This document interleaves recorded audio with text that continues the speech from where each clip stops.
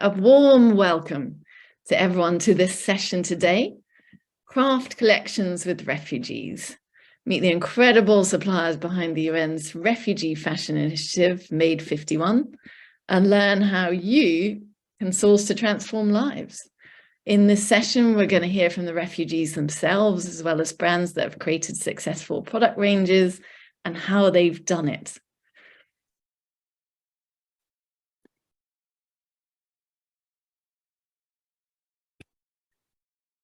So, introducing this session, we have worked with Made 51 now for nearly a year and made it our mission at Common Objective to support our network, which now reaches 60,000 members, to source through refugees in a way that changes lives. Made 51 is a platform of the UN's refugee initiative, UNHCR. And they have an incredible approach to working with refugees. In the room, we also have Christine, who's from UNHCR and Made 51, who's going to tell us a little bit more. If Christine, you would like to join us in the session. Hello, everybody. Yes, it's a very sad fact that there are over 100 million people who are refugees in the world today, and this number is increasing. This is people who've been forcibly displaced by war, violence, disaster, and they've lost everything. When they leave with very little. They lose their homes, their livelihoods, everything, but they do have their skills and their knowledge. And May 51 is an initiative to build on those skills and knowledge. There's refugees today often are in camps or outside their homes for over 15 years, 15 to 25 years. It's very sad. But there is solutions, and we're going to tell you about May 51.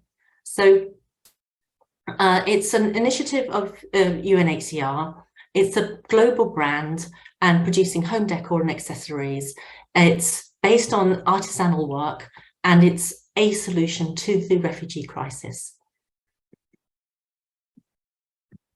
Thank you. In this session, we're going to move on to tell you something about some of the skills and products, capabilities of refugees. And then later on, we're going to hear from representatives from Uniqlo and Roots, the South Sudanese organization they're working from, and then also another organization working with refugees in Lebanon. So I'm going to move in to Christine. Do you want to tell us a little bit about how the So I'm going to give you the details on the model. So this is a solution to working with refugees. And if you're new to working with refugees, really, I can't help but emphasize, having had over 25 years of working with integrating vulnerable producers into global supply chains, this is an incredibly well researched and implemented model that enables sustainability. It takes into account margins. It takes into account ensuring safe and fair wages for vulnerable refugee artisans. So first of all, we work with UNHCR to identify the refugee artisans who may be in a camp, but they may be in an urban situation. They may be in different situations all over the world. And they can be defined as internally displaced people, people who have left their country, stateless people. And we look at what skills and traditions those people have. And those refugee artisans, we then partner them with a social enterprise that is registered in the country where those refugee artisans are based. And that enterprise is the organisation that delivers the quality control, the production management, the marketing, and is really a strategic partner within the model. And with that, we're able to add strategic partners. We have people who help support us with branding, with some of the storytelling, etc., technical side of things. And this takes us to the branding platform, which is the May 51 collection, which we then promote in different ways of working together with you retailers, and different ways of marketing the product to a global audience. And all of this is done within a very clear protection framework So we partner with the WFTO to ensure that we follow the 10 principles of fair trade. And we work with the UNHCR protection principles of do no further harm to ensure that the refugee artisans, who are a unique and different a group of vulnerable people in the world, are not put in excess harm through the trade that this is potential to damage as well as help. So it's a very important framework that we work with. Thank you, Christine. So moving on to some of the products and skills, we're going to share the introduction to some of these between myself and Christine. Christine, would you like to make a start? Yes, I love talking about the skills. It's just so, it's just so honoured to work with such incredibly skilled artisans around the world. So we work with different skills. This is embroidery. We work with Afghan refugees all over the world. There's over 1.4 million refugees in Pakistan, and these artisans carry with them incredible skills that they have developed and maintain and pass from tradition to mother to daughter, and we've been able to work with them to build those skills with the different embroidery skills. And if you go to the next slide, so we're able to actually build them, use the different skills in different styles, the different dozy techniques that we're embroidering with, so that ensuring that they not only the traditions that are alive, but their beautiful handwork is celebrated, and the refugees can be seen as positive contributors to their communities. So these are obviously homeware, cushion covers, absolutely beautiful Kandahari embroidery, but they could also been developed into garments and other items too. Beautiful items, really, really beautiful items. And then we were actually able to make a collaboration with Chloe. Chloe chose a sort of square pattern, and we worked with the refugee artisans to develop this tashima embroidery style. And tashima traditionally is more of a kite shape. So we went back to Chloe and said, can it be more of a kite shape? And they were really happy to develop it so that it reflected the true skills of the artisans and became this part of this very emblematic bag of Chloe's. I'm modeling these here. So the different embroidery skills are developed and used by different groups. We have embroidery not just in Pakistan, but in Malaysia, in India, in Lebanon. So these are small jewelry pieces which have actually been taken to reflect the skills of the artisans, again, into small jewelry pieces made in Malaysia. Yeah, there they are again.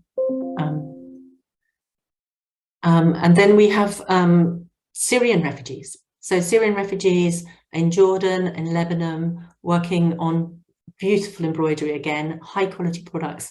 And one of the things we do is really work together with the enterprises to ensure that not only is the quality of the embroidery high, but we're making sure that we work together to ensure the findings, the accessories, the pieces that go with the embroidery reflect the true quality of the product itself to produce a high quality product overall.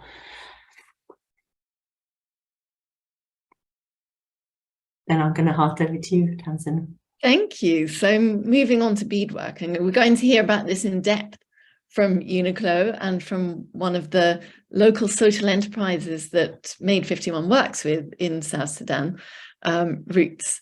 But this beadwork has a long history in Eastern Africa and really carry great cultural significance. So the colours and patterns can indicate age, ethnic group, marital status, and often it's learnt from mothers and grandmothers, can become a way to assert an asset that they can carry forward. So as we said at the beginning, refugees, when they move, they don't take much with them, but they do take their skills. And so this is uniquely appropriate as a way for these individuals to earn a living. And you can see this is another way that this beadwork has been employed, absolutely stunning homeware. And what we found with many of the brands we're working with is there's through design, there are many different ways that this skill or capability can be employed. Made 51 can support that.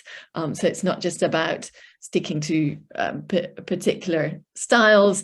The opportunity with Made 51 is that it's a team on the ground and who understand the market, who can help get the products right. Weaving, so Burundian refugees in Burundi and also Rwanda. It's basket weaving, one of the most long-standing art forms in East Africa, and sweetgrass strands are bundled together. There's upcycled fibers used from grain sacks in these products, and the colors and the colorways and design input can transform a traditional design into something really quite outstanding, as you can see from these ones. Again, lots of capability if you're a designer or from a brand, lots of ways that this can be adapted to a range of different products. And passing back to you again, Christine. Yeah, so many of the groups that we work with, we always work with appropriate raw materials, trying to source materials as locally as possible. I mean, picking up on traditions of materials such as the massively long tradition of beadwork in South Sudan. And in India, there's a group working with upcycling industrial waste fabric from the garment industry. And this is something that is inevitably a good thing. It enables low-cost materials to be sourced and to be used and not put into landfill and waste. This is something that we feel is really appropriate for working with refugees, but at the same time, we'd like to sort of put a cautionary tale there in that it's really important that the upcycled materials are available in the same country as where the refugee artisans are going to work with them, because moving them from country to country as actually produces a environmental cost in itself as well. So we need to marry the raw materials and the refugee artisans in the same countries to work together for upcycling industrial waste. It presents problems in its own because obviously we never have a consistent amount of raw material for testing. It's challenging, but at the same time, this is such an important use of excess waste that it's important to take that forward together. So yeah, and we do that, and it's not just fabrics. We also do boat covers and all sorts of upcycled and recycled materials. And so all of these products are collected and put together and are available through our wholesale collections. So we have a large range of products. The wholesale catalogue is available on the Quantum Objective website, and you can follow up with us if you want to.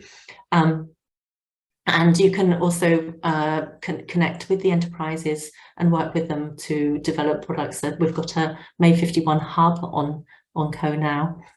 These sunflowers are the Ukrainian symbol of the flower of Ukraine, and they're made by upcycled boat covers by Syrian refugees in Lebanon, showing solidarity with refugees for refugees.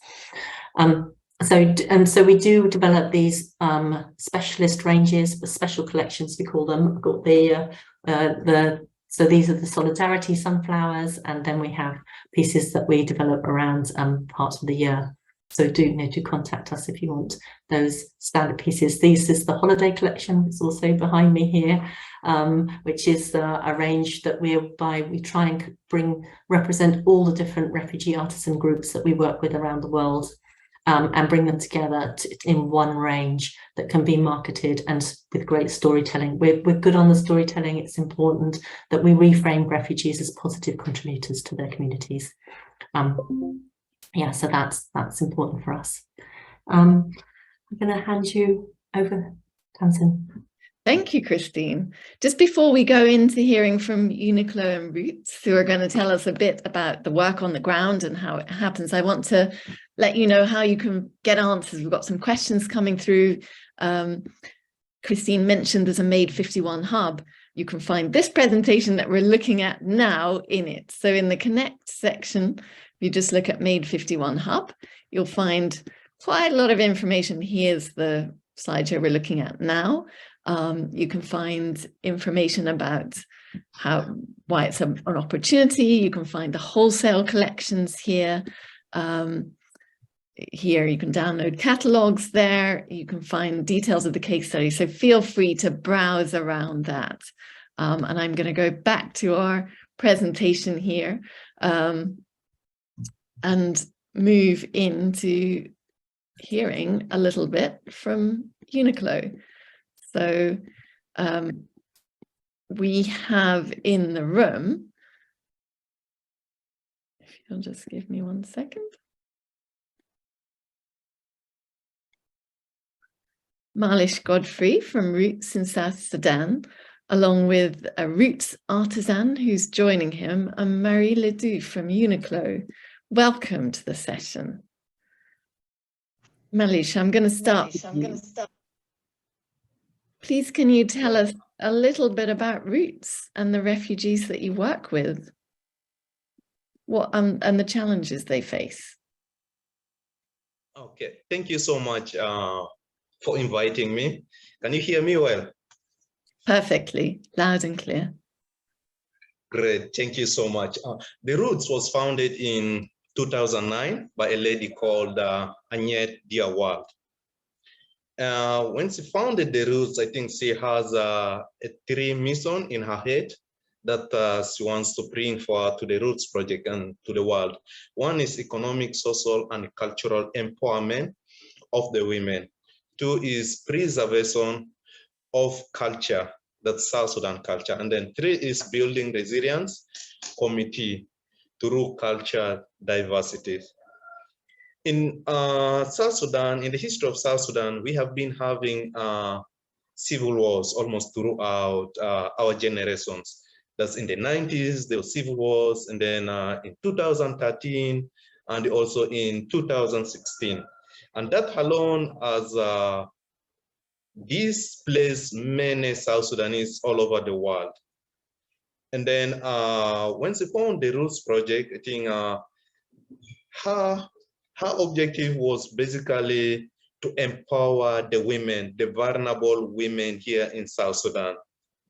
And that's the reason that she founded the Roots project. Now the Roots project work with 150 women, 100 South Sudanese women, and we have 50 women who are refugees from Ethiopia. They live in Gorom. In the history of South Sudan, we know South Sudan has a lot of beadworks that has been going on from generation to generation. I don't think whether I can trace it back since when the beadworks start coming here to us, because previously we have been hearing all from our grandfathers that bead has itself separated also a tribe here in South Sudan, one from the other side of the Nile, and then the other one from this side of the Nile. This is all way back I can go through to beadwork. We have so many ethnic groups here in South Sudan. We have around 64 tribes, and most of these tribes, let me say around 80 tribes here in South Sudan, they all do beadwork. And we have different kind of skills here in South Sudan for beadwork. And most of these beadwork are passed from generation to the next generation through their mothers and to the daughters. That's what happens is when the mother does the beadwork and then the daughter comes and learn it. When the daughter learns about the beadwork, there's a specific type of beads or the specific type of jewelry that are worn only by daughters or ladies at a certain age also period. And all of that one varies. So this is how South Sudan comes to be. South Sudan comes to learn about their beadwork and how the world will come to learn about their beadwork. Doing the beadwork here is quite challenging, especially with the civil wars and the economic breakdown from COVID-19. Because most people here are displaced and living expenses have become so much hard for us. Now here in South Sudan, basically it's the women who are managing all the homes.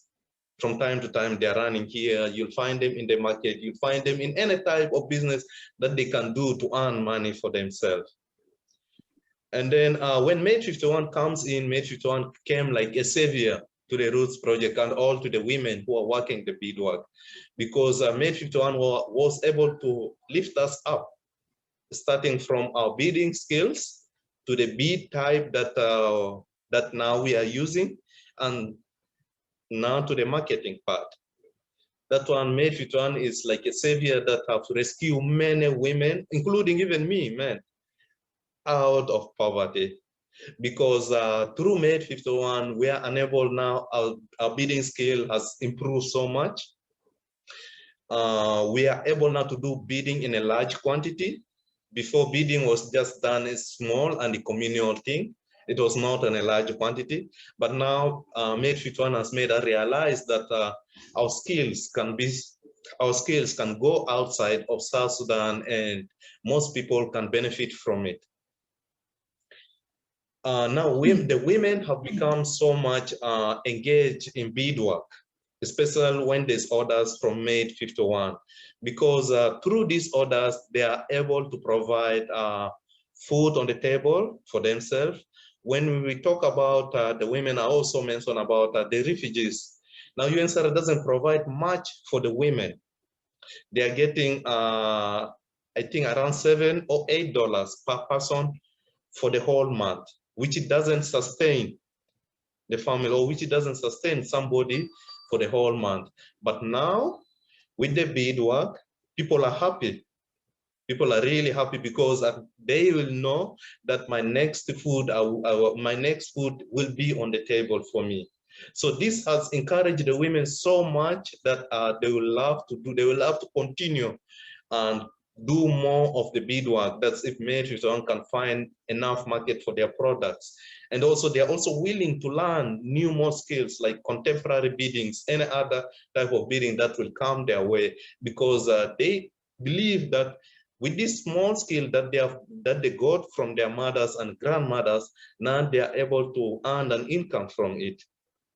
And some of them like pay their children's school fees from it. Some of them started a small kind of business like selling charcoal and selling vegetables just along the road with the money that they receive from the beadwork. So this is how the Roots is all, this is what the Roots have been doing. And this is how the Roots have been supporting actually the women. And this is how Made 51 has been lifting up spirit of the women, lifting up their hope, giving them a hope.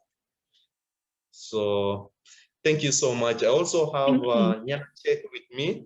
And yeah. Nyana Chek is an IDP also. She can maybe talk a little bit. Certainly displaced person for those who not familiar with it. Yes, sorry also for that. Yeah, Nyana Chek maybe will come, Nyana Chek maybe will explain some little bit about herself, and also through what she has been acquiring also from the Roots and from Made 51, and how it has been helping her. Welcome, we'd love to hear from you. Thank you for joining us. Thanks for inviting me. My name is Nyana Chek Padiet. I'm a Denka by tribe. I come from Jonglei State. That's my original place where I was born. With the displacement of the war since 2013 or back to 91, I was young then, I know nothing. But to 2013, I moved to Juba. Because of the war, I could not manage to be outside there with my kids, except at least inside the city. That's where I found a bit of security. And then also I heard about the Roots Project that is working with the women doing the beadwork, which I believe myself I can do something with them. So I looked for them and joined them in 2013. And I continue with them until now, working on the beads. That's what I already know from my mother to the grandmother. I know few of my culture beads of styling.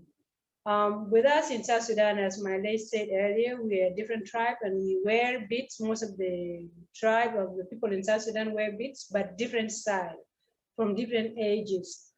So I came knowing only my tribe beads style, which is Denga. As I joined the Roots Project, I found all the 60 tribes women inside the Roots Project. So as we taught ourselves each other tribe style, I began to learn all the tribe of South Sudan beat style, and also contemporary beats, which are not originally from South Sudan, but with the movement, we also get to learn about.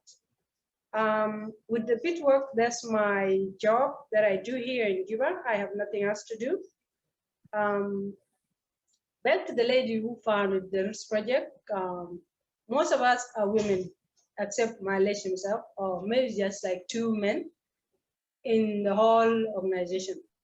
So with us, the women, of course, with the war movement, most of us are not educated.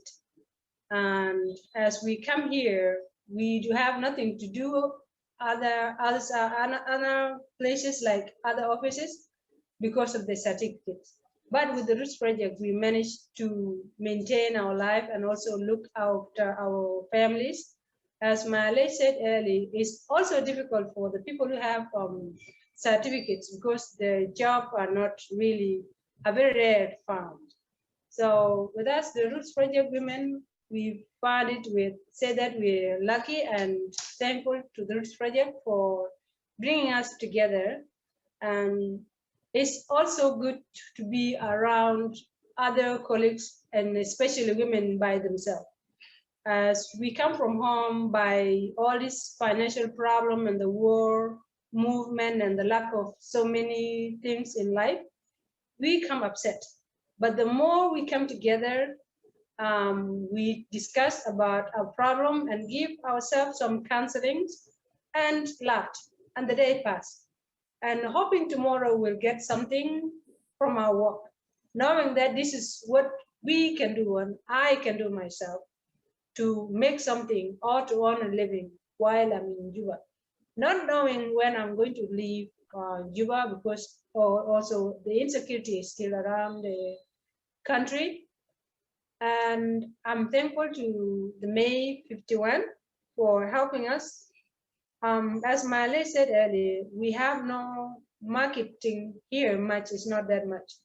But the more we get some orders in May 51, that's when we get ourselves busy. And knowing that by the end of the month, I will manage to pay my children's school fees and also as for us as women, of course, we try our best to bring up our kids in the best way. As I said earlier, most of us are not educated. So when you're not educated as a mother, you try your level best to educate your child. So not to live the same difficulties in life like I've been doing. And that's what I'm trying. I'm a mother of 2 kids. I'm trying to bring them up by getting education. That's what I can say about our background as the women who work with the Roots Project in South Sudan. We love the beat work and it's also our culture. And it's what we can do freely without being asked, where did you get these certificates and so on. Thank you for having us. Thank you so much. Thank you. Yes, just to add on, Nyanachek Nyanachek is part of the beneficiary of literacy and numeracy classes that was being provided by the Roots for the women, such that at least each one of them can write small and also speak English now. Cici is a testimony and she's able at least to speak English. And also we have some of the products, maybe we can share it with you. I don't know if it's now or later on. We have some small products of for the Roots and how it has moved on from previously traditional now to these beautiful products that we shall be showing you through the help of May 51. Amazing. Let's hear from Maria Ledoux from Uniqlo. Thank you so much for being in the room. And yeah, then perhaps you can show some products on the screen at the same time. So Maria, wonderful to have you as part of this. Now you've been quite instrumental within the partnership between Roots and Uniqlo, taking it from a concept to to the results that we're hearing today. Why did Uniqlo decide to partner with Made 51 on this project? Thank you. And thank you so much for having me in this very inspiring and important conversation. And I think, to answer short, it was quite of a natural path for us to start working with Made 51. I think that, just to give you some background information, we've been partnering with UNHCR for more than 15 years, and we've always been focusing on providing emergency relief efforts, also clothing donations, hiring refugees into our stores. But obviously, it was very much focusing also on the emergency that was happening around the world. But Made 51 was just such a beautiful initiative that provides that sort of long-term solutions and livelihood for refugees, giving them a platform to sell these beautiful items. So it sort of made sense for us to build on the already existing partnership with UNHCR and expand that to include Made 51. So we started that back in 2021 in line with World Refugee Day, where we decided to sell these beautiful beaded bracelets that you see on the picture here. And it was such an exciting moment for us because, first of all, it also allowed us to diversify our already existing product lineup. We didn't have something like this, nothing this beautiful. But also it could really bring customer interest and sort of reach new customers through this. And I think what's important to mention is also our customers are also looking for companies that serves a bigger purpose. They want to buy with purpose. And I think buying Made 51 handcrafted objects by refugees serves such a beautiful purpose. And that's also what could allow us to sort of tell that story. Customers want to be part of the solution. And of course, Made 51 supporting such an important livelihood projects and also ongoing was just a very inspiring story. So they were interested in this product right away. That's also why we decided to continue. So 2021 was sort of a trial year, if you like, but it was very popular, the bracelets here. So that's also why we decided last year, we opened up pop-up stores in Europe in our stores, where we then could sell also other items, both stuffed animals, plates, pillowcases, small ornaments for decoration. So lots of different products that we then could have in our stores. And that also was very successful for us. And then since building on that also this year, we will continue the partnership with Made 51. And we're also going to introduce that as part of our core lineup. So it's going to even become a bigger project moving forward, so we can actually have it in all of our stores. That is the goal. But I think all is just to say that it sort of was a natural match. We believe in the LifeWear philosophy. It's about creating high quality, well-designed, functional and affordable products. And that was just perfect with the Made 51 ethos. Now, you've mentioned that it's landed well with your customers and they're appreciating the purpose behind it. What about the teams that have worked on it? Do you think this is something that is increasingly an advantage to companies like Uniqlo to retain staff, to motivation for the teams who are working on this? There's definitely been a very positive reaction, both from the Uniqlo team in store, but also at the head office since we launched this project. I think, first of all, our staff are very proud of this partnership. We are very proud. It's something that is very unique. And it's also something that we can see our staff, it provides them that sort of deeper storytelling that they can give to customers through the product. So it's definitely a motivation for our teams to connect with this project. And also, even from a communication perspective, there's so much to say. The heritage behind the products are so deep and rich. So it really also provides for that very, let's say, smooth, both internal and external communication that we can see. So there's been a lot of interest. We also had the chance to also have Christine with us to do a bit of a briefing with our staff to actually explain about the products. So our team could bring that same story and speak to our customers about it. We did also in-store announcement to talk about it, especially also when we had the bigger focus on the pop-up stores. And you could just see the staff were so excited to talk about it. I guess it's maybe even more exciting than talking about our own products to some extent. There's just so much more behind it, and it's also very emotional, and it's so important to everyone. So seeing that we are supporting a bigger cause, it's definitely something I can see has raised the motivation and pride internally. And just finally, any recommendations for other brands or representatives from brands in the room interested in working with Made 51?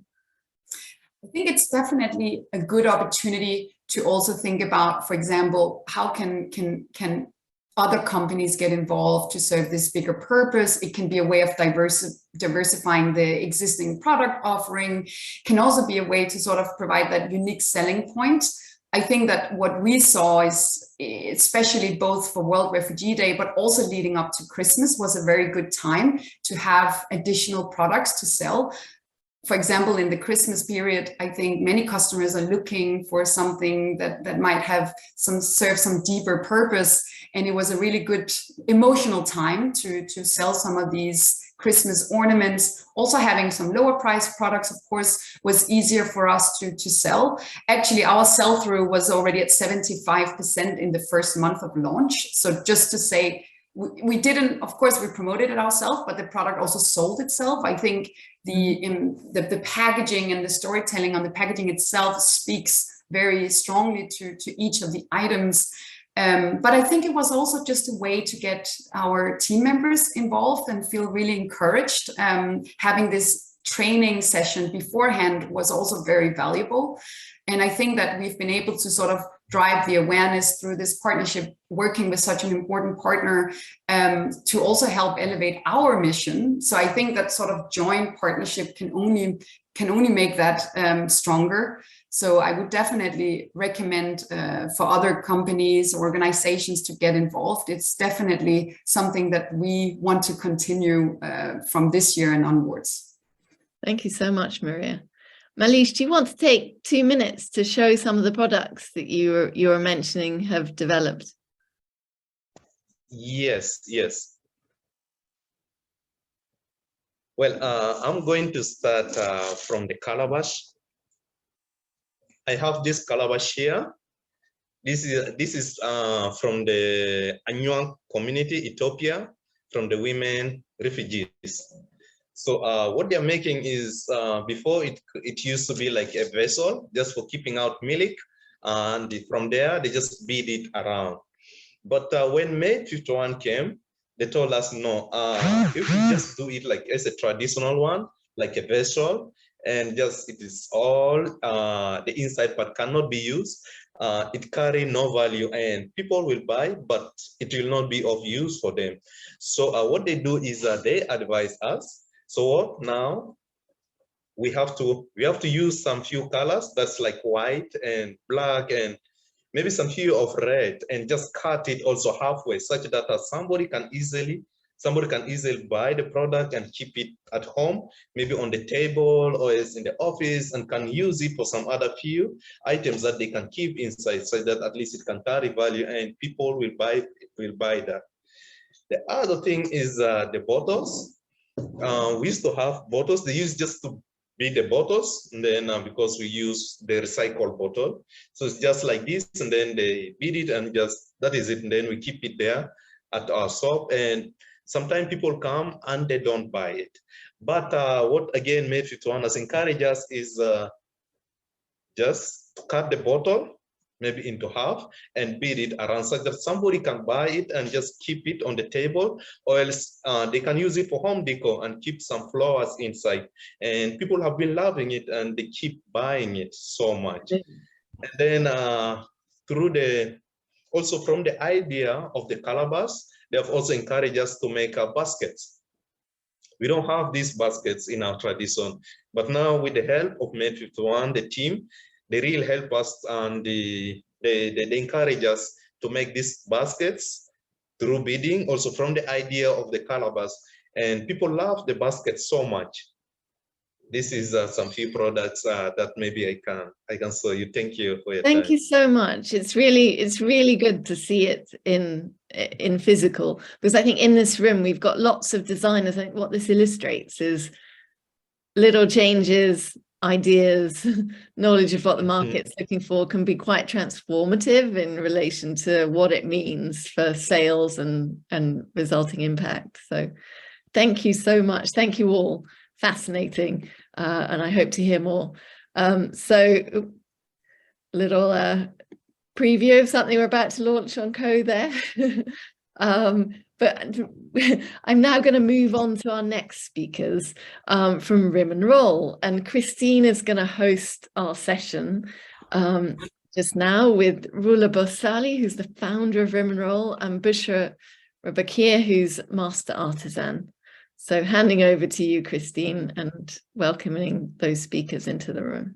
Welcome, Rula. Welcome, Bushra. Hello, Christine.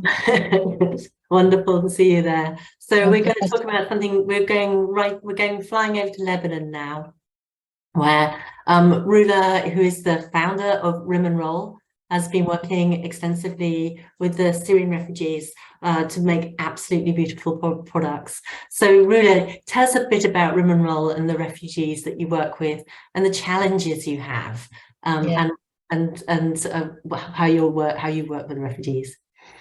Yeah, okay. First of all, thank you so much for having me. I'm Rula Borsali, the founder of Rim and Roll, a Lebanese brand of handbags, pouches, and accessories.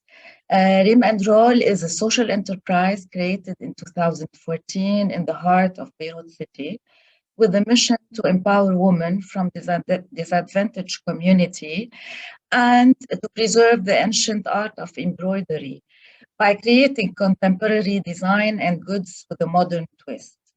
In 2018, Rim and Roll joined Made 51, and we are working with Syrian refugees. So working with Syrian refugees was not an easy task for me because it presents different challenges. First of all, we have the cultural differences, the social norms, the gender roles, the educational differences. Most of the refugees don't speak English, don't know how to use how to send a mail or how to use a laptop. They only rely on the telephone and on the cell phone and on the WhatsApp. Second, we have the legal restriction on employment. In Lebanon, Syrian refugees are not allowed to work in Lebanon. So we create job opportunity for them in order to sustain themselves financially. And the most important thing is the discrimination. You know, Lebanon is welcoming more than 2.5 million refugees, Syrian refugees, and they are experiencing a lot of trauma and discrimination. So it's very important to create for them a safe and supportive work environment that encourages them to work, to be self-sufficient and to be emotionally well. So how do we do this? First of all, by providing a lot of training and skill development programs. So we help them build the skills needed to create a high quality handmade product. We connect the refugees with market opportunities and customers that like to buy hand embroidered products. We pay them fair wages so that they can earn a sustainable income to support themselves and their families. And we provide also supportive communities, which include mentorship, guidance from experienced artisans, and access to resources and material. So that's, as a nutshell, that's the challenges that we are facing and with the Syrian refugees. I have Bushra with me, who is the master artisan at Rim and Roll, and she would like to speak about herself. Good. I will try speak English. Inshallah. My name is Bushra, master artisan Rim and Roll. single mom. I use embroidery Syria. She learned the embroidery in Syria. Yeah. I used to work Basma and Zaytuna before. The work has given us more skill. It has made us more creative and helped us discover our talent. The work has made us a team. We enjoy working together and supporting each other as a woman. I feel happy and proud of products. It provides us with a salary to help us look after our families. The work helps me forget about the many problems we are facing. Yeah, it's basically about the work. The work helps them forget their being far away from home, and they create a special community. It's because of this work that they have a second family now. All the women gathers, they gather to work, and they keep it keeps them moving forward and help them sustain to be more sustainable and have a decent life. Yeah, absolutely. And I think this is also something that's repeated in many of the different enterprises that work with different groups of refugees in the 24 countries that we work with, is that the relationship between the refugee artisans and the host community enterprise through the trade has broadened and deepened to something beyond a pure trading relationship. And that has been represented with COVID, where the relationships continued, even though there was no trade going on, that relationship continued because that there was that bridge has already been made in a way that's not possible but any other way. So I think that's a story that's repeated throughout the enterprises that we work with. Maybe, Rula, you could tell us about some of the products that you've been working on. Do you have any there? Yeah, I have. Maybe also Bushra. Yes, lovely. You were talking about the Ukrainian flower. So this is an ornament done by the Waste Studio, also done by refugees, Syrian refugees living in Lebanon. So we joined this Christmas ornament and we put it on a pouch. And we added the leaf. And this is a pouch that we created for Mate 51, especially for the Ukrainian refugees to encourage to help the Ukrainian crisis. And my best product is the 3 women, which is the sisterhood pouch. It represents 3 ladies, 3 refugee women coming from different parts of the world with different skin colors and different hair color. They are unified on this pouch, and they look happy together. So that's the story. The story behind this pouch is unifying the refugees and empowering the women also from all over the world. This is the new version of it evaluated into flowers. So now the refugees are happier and they have flowers on their hair. And we also see the skin color differences. Each woman has a different color skin. And the refugees also, they produce we do the embroidery and they produce the pouch also, they sew it. And this is the handbag also done by refugees. This is a nice handbag with the arabesque. It was for Mate 51. also done by refugees, embroidered. So first of all, we print the design on the material, and then we put the color palette, and then we embroider it, and we send it to the factory in order to gather it and produce a bag.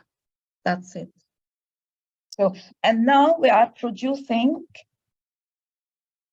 rare mass, but this is not for Made 51. This is a special product, a special order product. It's all hand embroidered, if you can see. And it has a lot of color variation. So the artisan got lost at the beginning, but now they got used to it. And by working with Made 51, we used to have small orders like 20 or 25 pieces or 50 pieces maximum. Now with Made 51, we can produce up to 1,000 pieces and more sometimes, depending on the product, the time, the lead time, and the order coming from the customer. Wonderful. Thanks, thank you. And maybe Bushra, you should have a last word here. You don't have to speak in English. You can just say. So, how has Made 51 made a difference to you in your life in Lebanon? كيف Made 51 عمل لك فرق بحياتك بلبنان؟ صرت الشغل هذا أعطاني ثقة أكبر بالنسبة لإلي، واكتشفت مهارات جديدة عندي وعند السيدات كمان.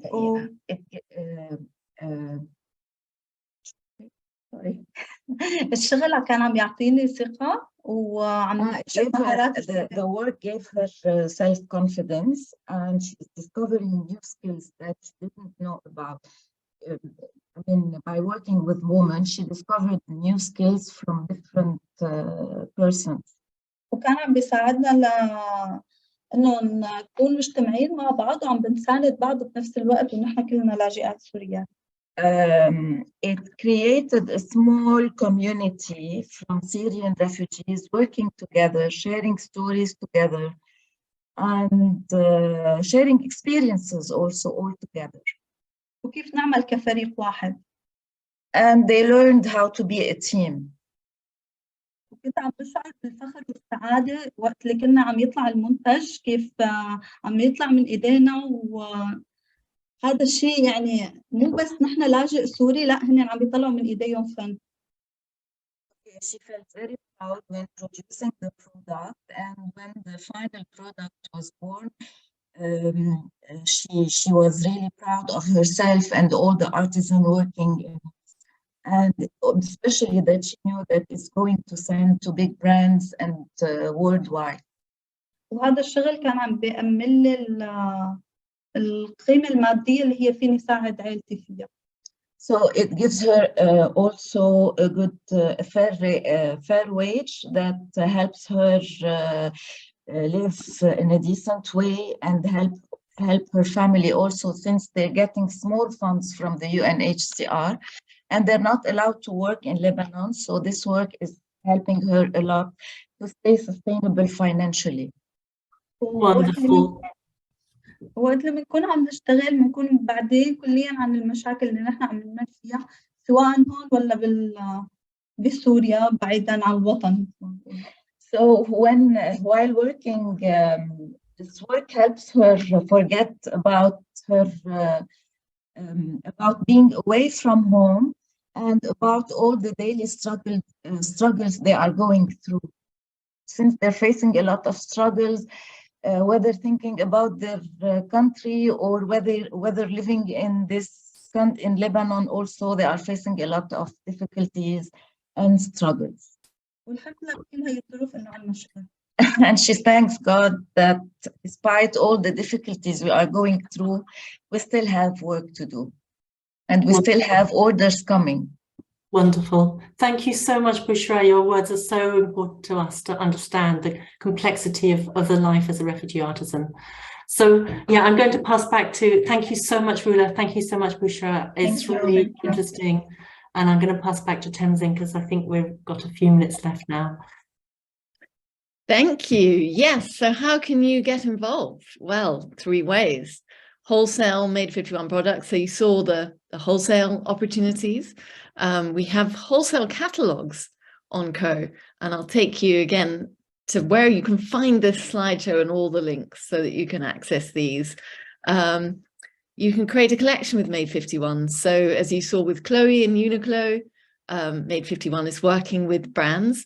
We've had a lot of interest in this and we're really keen to maximize it. Every single product makes a difference. This is what we learned, especially from Roots. One single keychain makes a big difference. So we're keen to work with brands. There is a minimum order, but there are other ways that you can work.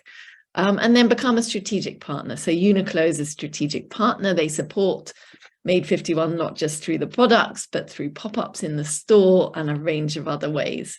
So anything to add there, Christine? Yes, and of course you can support UNHCR as a simple methodology as well. But yes, I think there is always a way to find a way to collaborate with Made 51. Put that call in with common objective, and we'll find a way together that we can work together. So there are links here, and I'm going to navigate you through to the wholesale catalogue. So here we've got 3 catalogues that you can download, and we'll be updating those as they become available. So you can access those. It's got everything, prices, etc.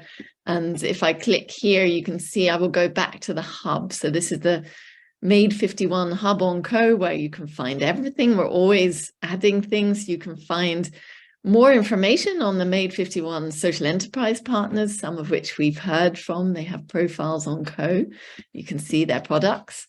And you can also see in this slideshow right here at the top. So if you want to go back or over any of it, and we've had a few questions about recordings, yes, we will be recording the session. It'll be available in Expo, and we'll also put a link in the Made 51 hub so that you can access that recording.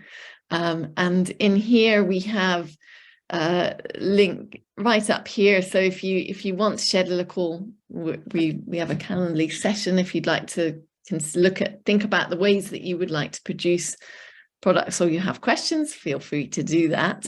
And then case studies too. So more information on how Uniqlo works with businesses, and you can see the impact report. So with every partnership, Made 51 will create an impact report, which looks like this. So you can see exactly what was achieved. It's really great in terms of communication. And we will also be adding an article on here about compliance and more.